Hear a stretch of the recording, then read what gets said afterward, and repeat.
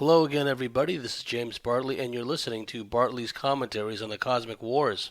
Today I'm going to talk about a few subjects. I'm going to talk about the foisting of Babylon, the foisting of Sodom and Gomorrah, the continuing decay of society due to the incessant efforts of the evil perps to normalize pedophilia, to totally muck with the minds and the brains of young children.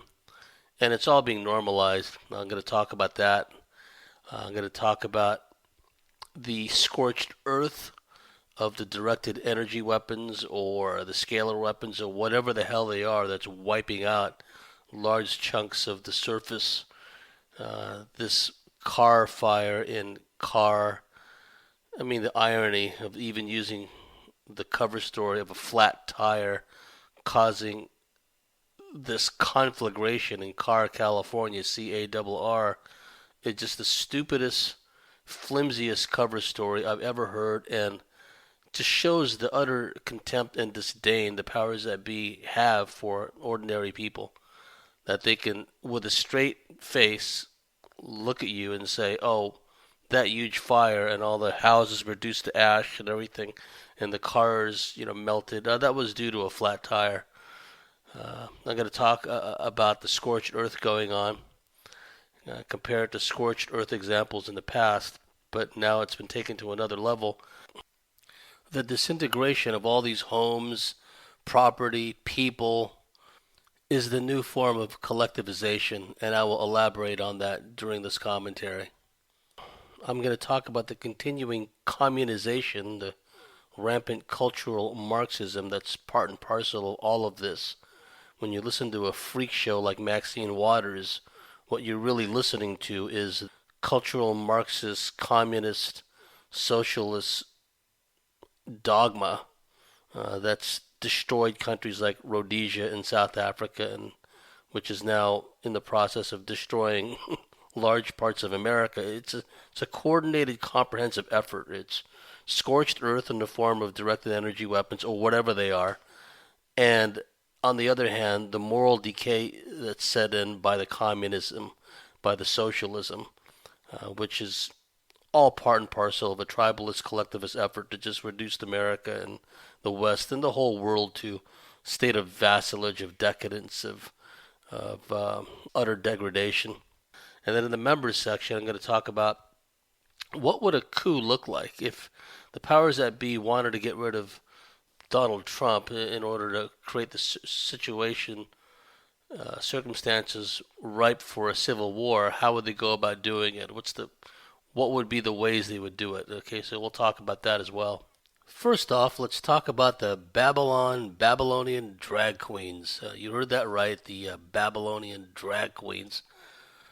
Here's a interesting story from LifeSiteNews.com. American Library Association endorses drag queen story time for libraries across U.S. And this is happening in Australia. It's happening all over the place. Dateline July 25th, 2018. LifeSite News. Drag queens reading kids stories about homosexuality and transgenderism appears to be the latest craze sweeping public libraries in the United States and Canada. On July 21st, the, quote, Intellectual Freedom Committee, unquote, of the Association for Library Service to Children, ALSC, published a blog post detailing highlights from the American Library Association annual conference in New Orleans. ALSC is a division of ALA with a stated mission of, quote, building healthy, successful futures for all children. Isn't that nice? Quote, interested in bringing drag queen story time to your library? Question mark. One of the bullet points read, ALSC committee members received tips for optimizing success from library pioneers who have already done it. We also had the chance to meet a drag queen who talked about the value of offering this program, including fostering empathy, tolerance, creativity, imagination, and fun, end quote. It refers readers to the official website of Drag Queen Story Hour, a program centered around, quote, drag queens reading stories to children in libraries, schools, and bookstores, unquote. It was created by drag queen Michelle T. and Radar Productions in San Francisco. The group's express purpose is capturing the imagination and play of the gender fluidity of childhood and giving children unabashedly queer role models so kids can imagine a world where people can present as they wish when dress up is real. The website quotes Brooklyn Public Library Youth and Family Services Director Judy Zuckerman. Oh, that's a nice tribalist sounding name, Zuckerman. If you do the etymology on that, Zuckerman is sugar man, which relates back to sugar merchants. You know, the same kinds of sugar merchants that brought black slaves to Haiti and, the Caribbean and places like that to work the sugar fields. Anyway, the website quotes Brooklyn Public Library Youth and Family Services Director Judy Zuckerman as endorsing the program because, quote, it celebrates diversity, unquote, and encourages children to, quote, embrace unfettered exploration of self, unquote.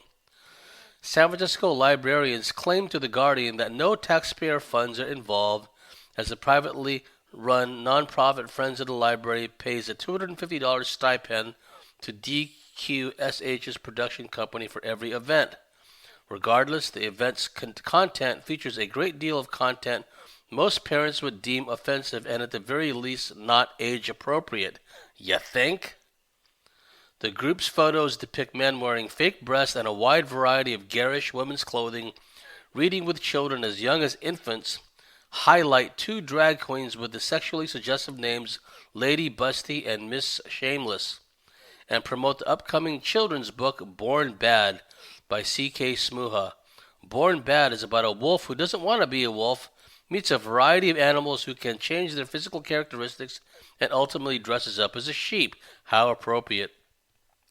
The website cites a variety of favorable media coverage, of course, that contains several revealing details, such as a Guardian report revealing that one drag queen read a book about how families can have a mom and a dad, or just one mom or two dads.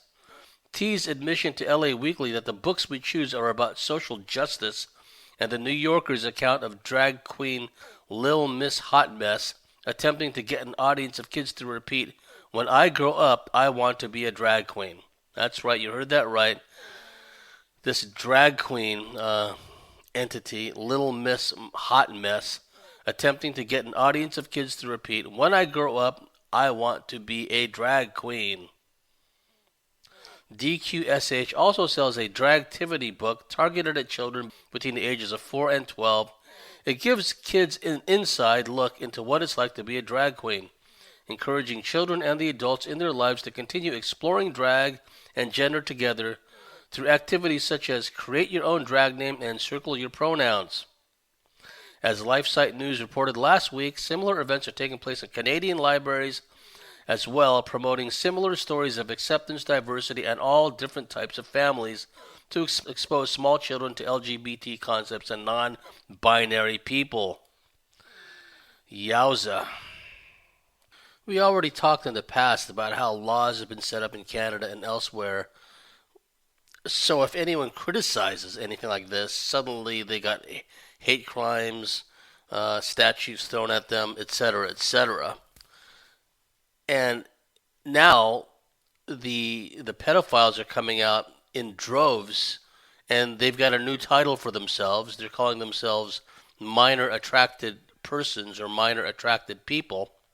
And they are saying that, they're just attracted to minors. They have no intention of harming them, right? As if indulging in sick pornography does not somehow harm children or leaves children unharmed, right? This is their twisted way of thinking. Since many of the so-called ruling elite, hybrid reptile pedophiles that they are pedophiles, they want to normalize it. That way they provide another layer of insulation for themselves. They've always had the system working on their behalf. Now they want to just get everything out in the open and make Weimar Republic Germany look pale in comparison with this society-wide, civilization-wide, Sodom and Gomorrah, anything goes, minor attracted person onslaught. And these minor attracted people, they're seeking to, in general, to become a protected species, to be guarded and protected by hate crime laws, to be guarded and protected by the media, to be guarded and protected by academia. And that's already happening. You have all these pedo academics coming out and talking about how, oh, an attraction and wanting to have intercourse with the little children. It doesn't matter if they're screaming their heads off. That's beside the point, right? Well, that's just an orientation. It used to be a mental disorder. Now it's just an orientation. It's just like how some people, prefer things that are blue, and some people prefer things that are green. Some people, they prefer children, right?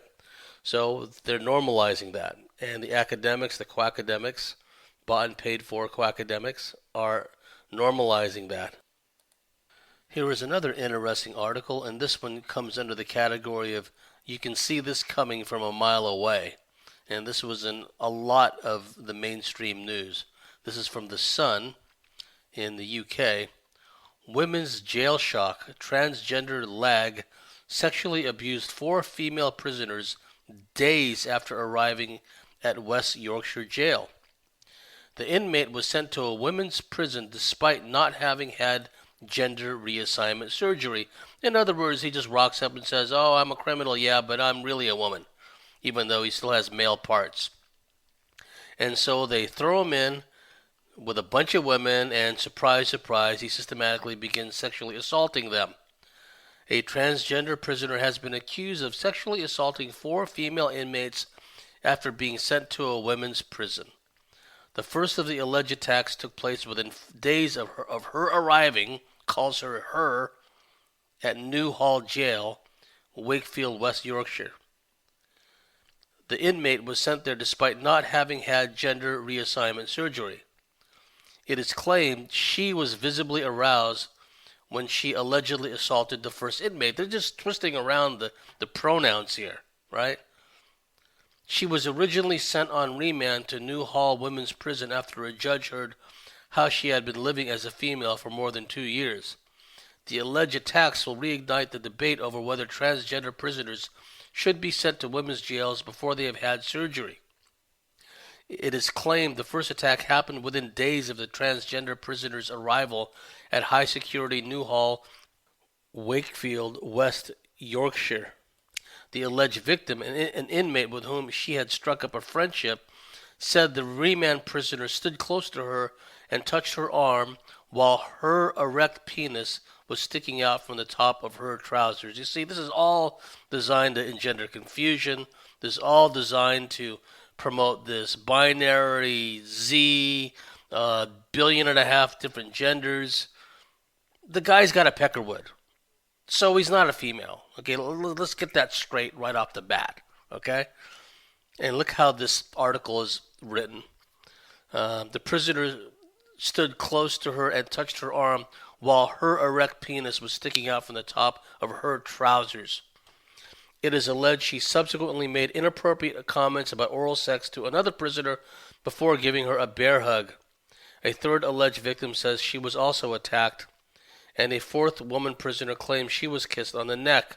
The transgender prisoner has now been sent to a Category B men's jail. Well, at least they got that part right, whatever Category B is. Jeez. This is part and parcel of an all-out assault on everything that's wholesome, everything that's normal, everything that's family-orientated, everything that is geared up towards continuing the human race. The human race as we knew it from the past, not this borged out 1.5 billion gender trending in that direction Borg society. It's equal parts Borg, equal parts depopulation. Now, in coordinated attacks across Sweden, all these immigrants, Muslims and Africans, are just torching the place. Again, that comes under the category of you can see this coming from a mile away. There's no doubt in my mind they're being coordinated. I don't think they're doing this on their own. I think, as in the case in Germany, when quote unquote white people or white police officers uh, were known to be instructing the Muslim immigrants, the Africans, to start showing up in large numbers at major population centers during holidays, during the Christmas and New Year's festivities. Suddenly, the places, the plazas, the cities would be just inundated with all these raping, groping, sexually assaulting immigrants. And per the tenets of the School of Frankfurt, cultural Marxism, the system is weighed heavily against the victims of crime. So the victims of crime nowadays, they're the ones being arrested. They're the ones being given hefty fines for speaking up about being sexually assaulted by these raping immigrants. Well, because it's racist. It's racist. There's a recent story that just broke in America. There was a 7-year-old girl in Home Depot. For those who don't live in America, Home Depot is similar. You've seen this in other countries where they have this big warehouse type place with all kinds of tools and gardening tools and power tools and lawn furniture, etc., etc. That's Home Depot. And some Muslim immigrant came along and tried to carry away a little 7-year-old girl. She was prevented by the girlfriend of the father of the little girl and store employees. They intervened and they kept the perp in place until the cops showed up. Chances are they're just going to let this guy go because that's what they want. That's what the system wants, is to turn loose all these perps, all these pedos, and protect it under hate crime laws, protect it under the media onslaught of racism, Islamophobia, etc., etc. So now we have Sweden in flames. We've seen this in France already. This is proxy warfare, folks. It's all a coordinated effort. It's all going on now. And they're starting with the children. Now, here's another article. This is the Times, and it's a Scottish newspaper, thetimes.co.uk, actually, United Kingdom. The byline reads, 5-year-olds to choose their gender. Well, right off the bat, folks, 5-year-olds are not mentally, emotionally, intellectually, or spiritually equipped to choose their gender. I wasn't even attracted to girls till, probably after most of my peers. Right? Call me immature, call me whatever you want. But I didn't start recognizing the curves and whatnot of females in my classes till kind of late, Year 6, year 7, year 8, I started to notice. Actually, the first women that I was attracted to were grown-up women on TV. Linda Carter on Wonder Woman. People like that. That's who I was attracted to. And it wasn't even a sexual thing. I just thought it was cool that she had this like lasso that could compel people to tell the truth, and she was an ass kicker, and right? So now they're telling kids, oh, at 5 years old, you can choose to be whatever gender you want. But of course, that's nonsense. These pedos, these perps, are the ones who are going to be choosing their genders for them. This has happened to friends of mine, folks, where their boys in school were told by counselors, quote unquote, and teachers, well, haven't you ever wondered what it's like to have a vagina? Wouldn't you like to have a vagina? Wouldn't you like to be a little girl? And these are kids, folks. And then, just stop and think about the drag queens I was talking about. Some of them dress up in these, not even garish, these scary outfits that would make Baphomet look at them and go, GTFO, you're scaring the hell out of me. That's what some of these drag queens look like when they're sitting in front of these little boys and girls talking about gender fluidity and wanting to change your gender and dragotism or dragtifists or whatever they're calling themselves. Right? They wear these scary Luciferian outfits, Luciferian makeup, and then they sit there in front of these children. And the point of relevance, folks, was I knew I was a boy We had not been brainwashed yet into this concept of genders, and now it's not a he, it's not a she, it's a Z, Z-E, right? Z-E. There's dozens of different genders according to the state of New York. See, and that's where the wordplay comes in, where it's no longer biological sex, male, female. They throw the gender word out there, which then they can make malleable, bend and twist and distort any which way they want. I identified as a boy from very early on. I just, not until a little later, did I start to realize, well, yeah, there is a difference between boys and girls. I saw that right off the bat. Boys are boys, girls are girls. Girls do girl things, boys do boy things. There's nothing homophobic or there's nothing gender biased about that. That's just the way it was back then. See, today's younger generations, they have no frame of reference. So when I say I was kind of late catching on to the attraction to the girls kind of thing, it's just that the hormones didn't kick in and I just didn't become obsessed with the fair sex like I did later, okay? That's all that means. But the point of relevance is it took me that long to figure it out. It took me till I was year 6, year 7, year 8 to go, wow, she's pretty. Wow, she's really nice. Ooh, I get nervous when I'm around her. Ooh, I get kind of like flutters in my chest and I'm too shy to talk to her, right? Now they're telling 5-year-olds, oh, you can choose your gender. No, they were born with a certain sex. Don't be changing the language on us, you freaky pedos. Like previous article I read in the Sun. Oh, she, her. No, that's a perp that's equipped with a peckerwood that's going around assaulting women who cannot escape from him. He put himself in a situation where it was like a happy hunting ground for him, right? And now there's these freaks around the world that are saying, "Oh, I may look like an adult, but I'm really a child." So you can see where that's going. They're going to want to hang around with children. The perps always went to where the children were anyway, whether it's becoming a band teacher or becoming a soccer coach or becoming a little league coach or whatever the case may be. Perps go where their victims are.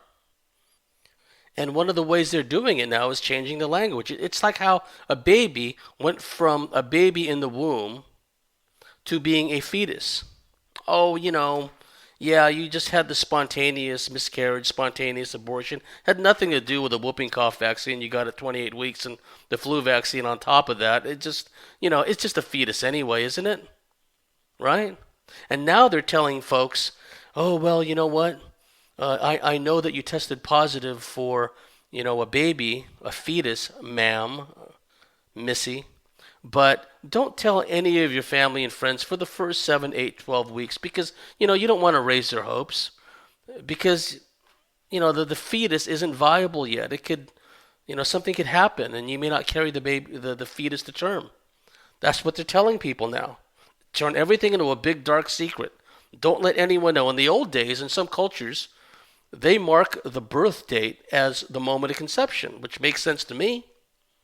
But now it's like, ooh, it's a big military secret. Yes, you tested positive, like it's a bad thing, for an impending birth of a baby. Oh, no, a fetus. But don't tell anyone. Don't tell anyone about it. Oh, by the way, all of your family and friends, they must get the DTaP, whooping cough vaccine, before they can see the baby.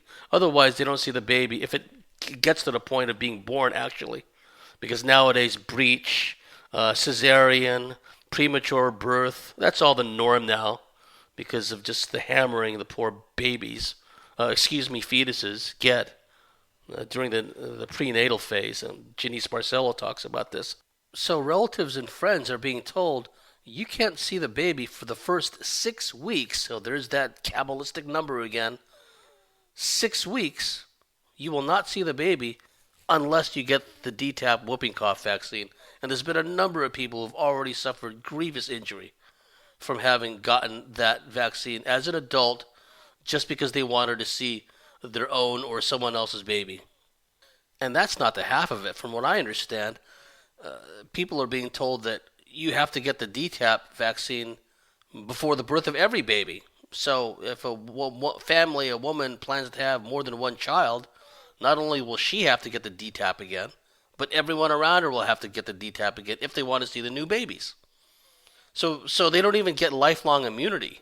They're being told. Oh, it's not lifelong immunity. You got to re-up. You got to get another shot over and over and over again for every baby you're going to have and all the people around you. It's just madness. So it's all about changing the language, folks.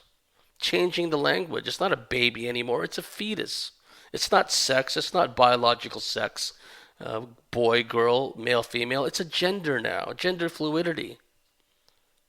It's all very insidious. And according to this newspaper, The Times, and I'll read it to you because it's pretty freaky. 5-year-olds to choose their gender. Children as young as 5 in Scotland are to be allowed to choose their own gender. According to teaching materials created jointly by Education Scotland, the Scottish Government and the NHS, that's a National Health Service in the UK, eye roll, suppressed groan, National Health Service. According to teaching materials created jointly by Education Scotland, the Scottish Government, and the NHS, pupils will be asked to decide whether they are a boy, a girl, or neither. Campaigners for family values and some politicians have criticized the move, saying that children would be, quote, confused, unquote, by such an adult subject. Chris McGovern, chairman of the Campaign for Real Education, I like that one, told the Scottish Mail on Sunday, quote, at this age, children believe in goblins and dragons and don't understand adult issues yet. Well, I'm not even going to go there. These discussions at such a young age will be very confusing, and that's the whole point. I've said many times over and over again that confusion is a psyop, and now they're meting out this confusion to children. Okay, now I'm going to talk about collectivization, the modern form of collectivization, and scorched earth. And it helps to have a historical perspective. I tend to look at things historically. I tend to look at the past as a way to understand the present and where we may be trending if we don't do something about it in the future. Scorched earth had two meanings, basically. Like when the German army invaded Russia, the Soviet Union, Operation Barbarossa, Stalin ordered scorched earth, basically denying anything of value to the invading German armies. And again, the Germans got the jump on the Soviets, because the Soviets were planning to invade Eastern and Central Europe. It's a well-known, documented fact. Even modern-day Russian historians are talking about this. The Germans just happened to get the jump. So what Stalin ordered was complete scorched earth. Anything of military value to the invading enemy was going to be put to the torch or evacuated further east. And when I mean evacuated, the Soviets picked up entire factories, folks, and moved them behind mountain ranges in the Ural Mountains, and where they continue to pump out T-34 tanks, artillery trucks, etc., etc. If the Germans really wanted to win, they should have found a way to destroy those factories in the Urals, but that's a whole other story. Later, when the Soviet Red Army invaded Eastern and Central Europe, likewise, anything of economic value, entire factories were ripped out by the roots and shipped east. So it was scorched earth. Anything of military value to the enemy will be put to the torch, and to hell with the civilian population. That's beside the point, okay?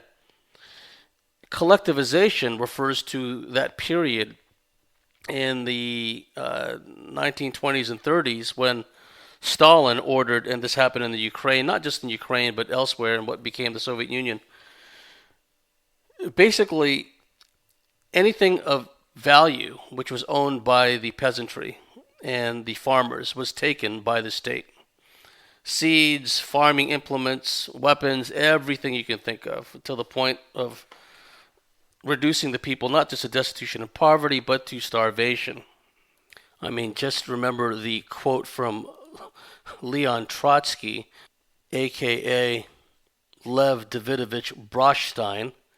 What did Trotsky say? You are starving? This is not famine yet. When your women start eating their children, then you may come and say we are starving. Who else but one of these psychopaths would even say such a thing? And collectivization led to the starvation of millions. millions, way more than 10 million. And the starvation of the Ukrainians and others within what became the USSR, it lasted for decades. It wasn't just the 1930s, it was the 1920s, right after the Bolsheviks took over. So that's collectivization, basically the state taking over everything. And that's why in these countries that are communist, nothing works because the state takes over everything. There's no incentive for the people to work and be productive and build their own dream. No, that's all been taken away from them. And that's what communism is essentially all about. I think of the idiot Americans, these dreamy American communists who went to the Soviet Union to see the workers' paradise, and then they were imprisoned, tortured, starved, died in these gulags, right? But why? Because they were viewed as counter-revolutionaries. They were viewed as spies.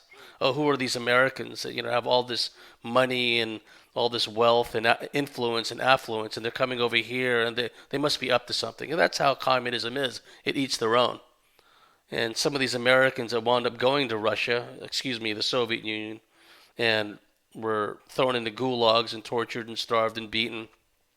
Some of them just committed suicide. They just couldn't cope with the horror of what they were being subjected to. Well, you know what? That's all about creating your own reality, folks. You believe in this nonsense and then you buy into it. Communism always eats its own. Okay, and another aspect of scorched earth is when an invading force destroys everything. Think of the Mongol invasions when cities refused to surrender, or the commanders of garrisons in cities refused to surrender, and when the Mongols, who by then they learned siegecraft because of their experiences in China, they would co-opt everyone and everything. They would wipe out people that to them were not useful or not useful as slaves, but they would let the blacksmiths, people who make the catapults and the siege engines, and the cartographers and the scholars and the scientists, they would let them live and work for the Mongols, right? So by the time the Mongols moved westward, sieges were old hat for them because of the huge fortified cities in China they had to overcome. So if these cities refused to surrender, they were usually, not always, but sometimes, they were given the option. Okay, surrender and, we'll let you all live. And if they didn't take them up on the offer, when the Mongols took the place over, whether a combination of starvation of the population or they suborned someone into opening one of the gates to let them in, or through some other ruse, whatever the case may be, eventually they conquered the city, they would slaughter everybody. I mean millions and millions of people. And they would destroy everything too. All the livestock, dogs, cats, people, goats, sheep, everything. They would put everything to the torch. The Romans did this too. When a city refused to capitulate or a village refused to capitulate, they would just wipe everything out. They would hack the legs off of the cattle and pile them up in a huge pile, and all this horrific stuff. That's what invaders do, folks. Whether it was the Mongols, the Romans, whatever the case may be, it was total annihilation warfare, where they would kill everyone and everything and then put the place to the torch. During the Napoleonic Wars, cities that obstinately resisted the French, cities, towns, and villages, were given over to, sacking and pillaging by the soldiers, and often as not, the place would be put to the torch. The British in India did the same thing under Arthur Wellesley, who later became Wellington. All these Indian villages would be put to the torch.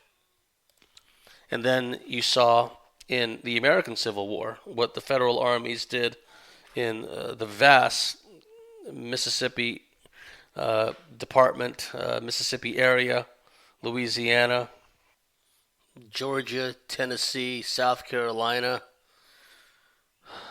Virginia. Just huge swaths of land just rendered uninhabitable, torched. You have General Phil Sheridan's campaign in the Shenandoah Valley, which for decades thereafter the locals referred to as the Burning. You have Sherman's march through Georgia and the Carolinas, Sherman's destruction of Meridian and Jackson, Mississippi, etc., etc., etc. We're just talking about invading armies destroying things, rendering the place uninhabitable, basically. Wiping out all the railroad stations, all the railroad tracks, all the factories, all the foundries, textiles, you name it. And then with the advent of air power, this destruction was taken on to a whole different level. You have the mass terror bombings of Germany, Hamburg, Berlin getting hammered over and over and over again. The scientific advisors, if you want to call them that, around Churchill were German hating types like Solly Zuckerman. Oh, there's that name Zuckerman again. And Professor Lindemann, who advocated mass bombing of populated centers to dehouse the population. They wanted to render the people that survive homeless, and often as not, they resorted to firebombing to create conflagrations.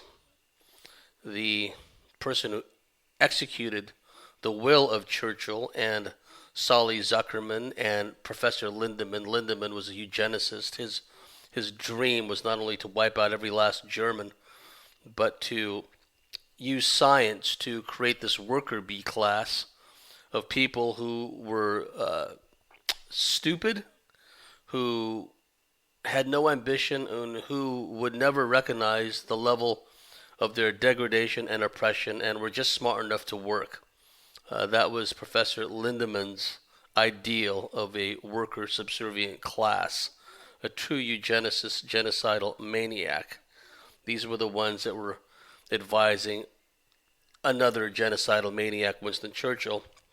And the person tasked with doing all this was General Arthur Harris, known as Bomber Harris, aka Butcher Harris, head of RAF Bomber Command, that just laid waste to large swaths of Germany. Insignificant towns, villages, cities, it didn't matter. From a military standpoint, there would be no factories or anything worthwhile that was helping the German war effort. Didn't matter. They just got blasted anyway. And that wasn't even enough. Then they sent their dam busters to take out the dams in the Ruhr Valley and cause massive flooding, right? So that's another example of just annihilation. And then you had General Curtis LeMay, who later became Chief of Staff of the Air Force.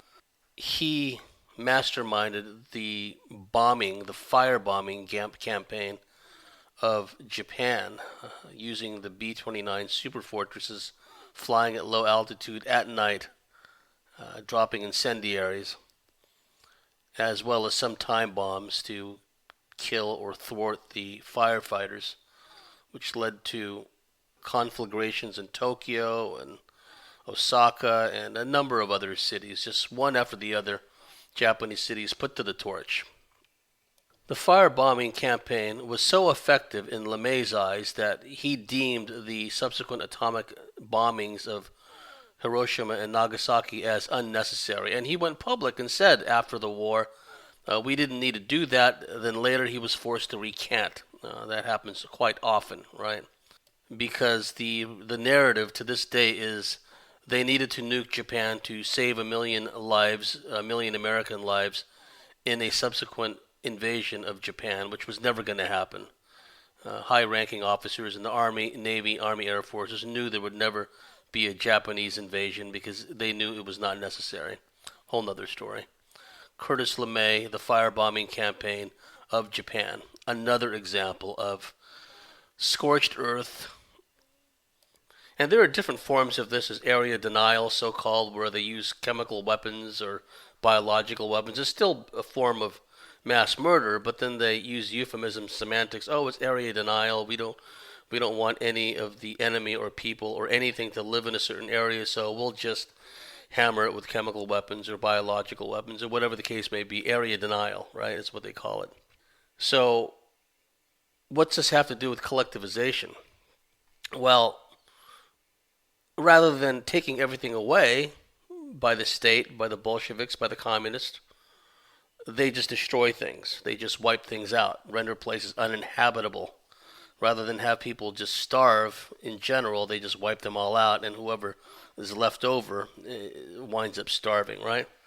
And homeless. I mean, you look at the neighborhoods in California, and we're just talking about California. We're not ignoring all the other places that have been hammered by these directed energy weapons, but places in California, and that was prime real estate, folks. The wine growing areas, really nice neighborhoods. You know, they didn't hammer the inner city. No. See, a lot of people think of California as a liberal state, and definitely with these communist socialist Bolsheviks in the state legislature and the governor and the senators of California, all a bunch of communist collectivists. I can understand why people think that, but if you're talking about the population, the demographics, there's a lot of people.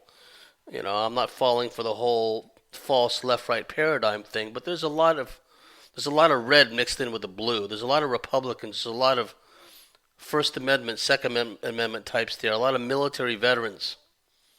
So they don't use the directed energy weapons or whatever they were to hammer the inner cities. No, what they do is they hammer all these neighborhoods in nice areas and wipe out all the cars and man, the the videos that I've seen, the interior of a large tree just like a furnace on fire, uh, cars melted, the the windshields of cars like melted. It just these are not normal fires, and they're leaving a lot of the trees alone in some of those neighborhoods. The damage is very selective. It's very precise, and the technology has existed for a long time. No one is talking about what's happened to all these people that were in those houses. And the people that have been interviewed, it's very interesting what they're saying. They're saying, well, next thing you know, the power went out and, we couldn't get our garage door open because it was electric and the power was out, so we couldn't get our cars out. We had to fumble around in the dark with flashlights because the power was out. Suddenly the fires hit. So what they're doing is similar to the RAF Bomber Command, these night air raids. They're hammering these places with these directed energy weapons at night. And now the power companies in California are saying, well, based on what happened with last year's horrific fire season, this year, what we're going to do is we're just going to shut the power off in a number of places which we deem to be high fire risk areas. You see, because they don't want all these people to start talking about power outages again. The power outage is a signature, folks. The power outages prior to these conflagrations are telling you that something energetic is going on, which is knocking out the power, bringing down the power grid momentarily, while these places get vaporized. And by saying ahead of time, we're going to stay ahead of the curve this time, we're just going to shut power off in large parts of, the country, large parts of California where we think there's going to be fires tipped there. And then that way we stay ahead of the curve and, the damage won't be as bad. But the real reason they're doing that is they don't want all these people to talk about blackouts, talk about the power going out right before the fires. So that's going on too. And remember what some of the original, and it may not be the same weapon system, but it bears repeating, the Bali bombing in Bali, Indonesia. Some eyewitnesses talked about the power going out right before these explosions occurred, right? Right before the devastation occurred. So keep all that in mind. It's an all-out comprehensive attack. And now you have the Muslims running amok in Sweden. They're coordinated attacks. They're firebombing large parts of Sweden. We saw this already in France, We're seeing the police stand down in Victoria, in Melbourne, Australia. The African gangs run amok and start thrashing everything, even thrashing police cars. The police are saying, "Oh, we conducted a tactical withdrawal, right?" And just left the Africans to run amok and go crazy, right? Now, if an Aboriginal teenager just happens to sneeze in a menacing, frightening way, the beatdown occurs. They're on him like, flies to honey, and the beatdown ensues, and mace, and then the kid dies in custody. That's not even considered racism, okay? But these African gangs running amok, oh, that's nothing. We beat a tactical retreat. I'm reminded of Monty Python, I can't remember which night it was, but brave Sir Robin, ran away, ran away. He had his minstrel singing, when the guy was fleeing. Yet another example of a stand down. So what we're seeing, folks, is this comprehensive effort. It's just this full spectrum assault. They're bringing in MS-13 into America. They're bringing in the African and the Muslim criminal elements. And you mark my words, at some point, there's going to be a wholesale release of violent criminals. It's already happening, okay? But they're just going to start releasing en masse violent criminals, pedophiles, you name it. They're just going to turn them loose in the streets because they want a total chaos to ensue. And this is where the communist types like Maxine Waters and others like her, that's the role they play. They're openly calling for attacks on Trump supporters. This used to be called sedition. This used to be called insurrection. But now it's just, it's freedom of speech, I guess, right? So they're openly calling for attacks on Trump supporters and anyone on the administration, even on the president himself, right? You remember in the old days when, not so old days, but when someone just sneezed menacingly in Obama's direction, oh, Secret Service is on them like flies to honey. But nowadays, because they're moving in this direction of insurrection, of civil war, they're turning Antifa loose all over the place. Similar policy with them, hands off, they can do whatever they want. So they're moving their pieces around on the chessboard.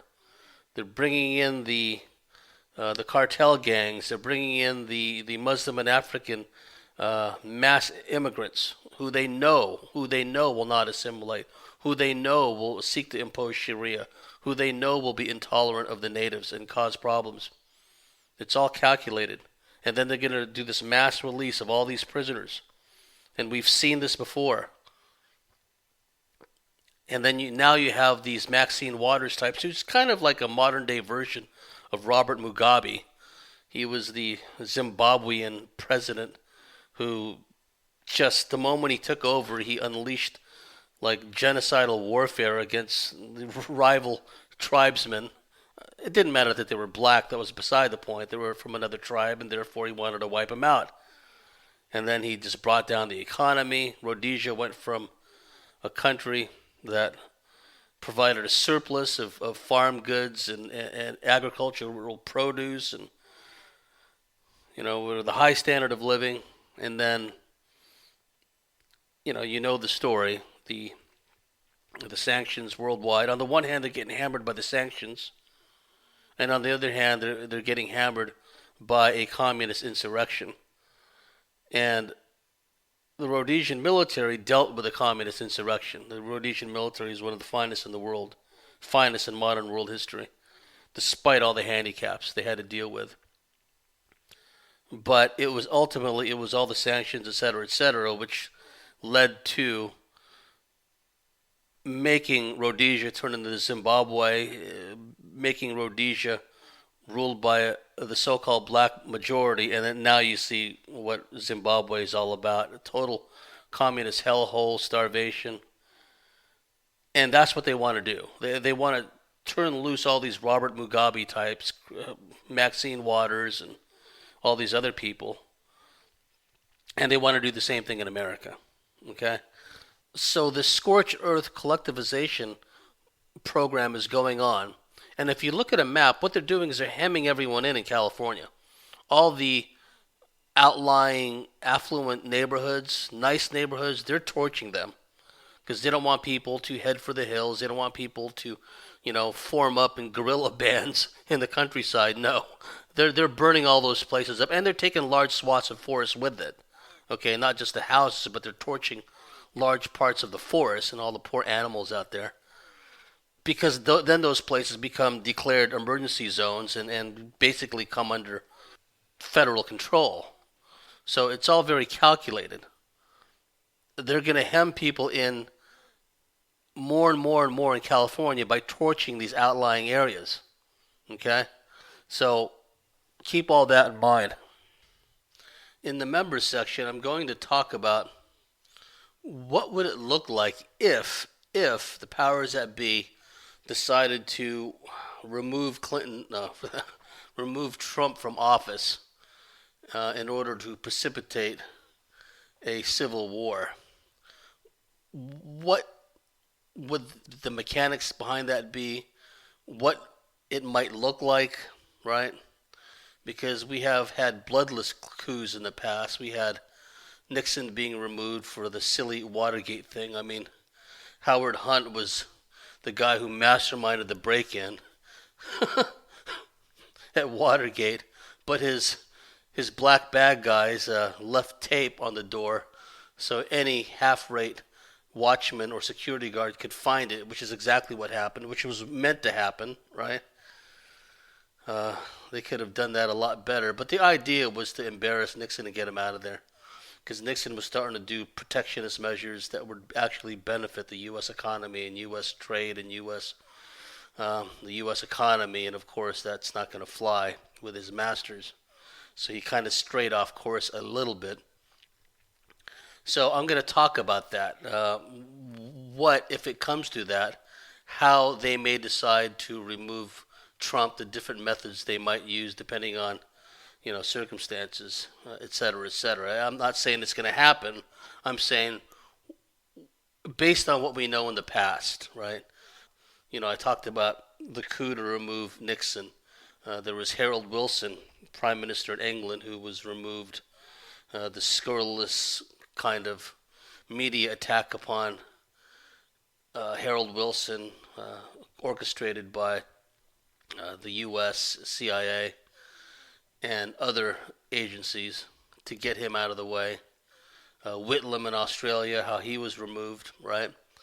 So we have a precedent. These things have been done before to other heads of state. So how would it be done if they wanted to get Trump out of the way just to cause more trouble? Okay, so anyway, more about that in the member section.